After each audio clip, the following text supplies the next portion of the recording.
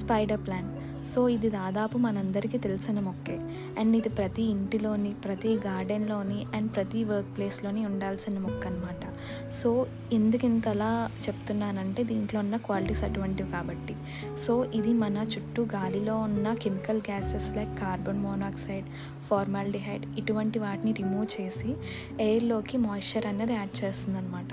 So దానివల్ల మనకి respiratory problems అనేవి రాకుండా హెల్ప్ చేస్తుంది. అండ్ ఇది సూపర్ ఈజీ టు గ్రో మొక్క అనమాట. ఒక్క ప్లాంట్ తెచ్చుకుంటే చాలు, మనకి దాని నుంచి చిన్న చిన్న స్పైడర్ ప్లాంట్స్ అనేవి వచ్చేస్తాయి. అండ్ వాటిని మనం కట్ చేసుకొని వేరే చోట ప్లేస్ చేసుకుంటే చాలా ఈజీగా గ్రో అవుతాయి అన్నమాట. అండ్ ఇది సెమీ షేడ్లో పెరిగే మొక్క కాబట్టి మనం ఇంట్లో కూడా చాలా ఈజీగా పెంచుకోవచ్చు. అండ్ ఇంట్లో కూడా చాలా అందంగా ఉంటుంది అనమాట చూడడానికి. అండ్ ఇది వాటర్లో కూడా గ్రో చేసుకోవచ్చు అనమాట. మనకి రూట్స్ అనేవి 2-3 డేస్లో డెవలప్ అయిపోతాయి.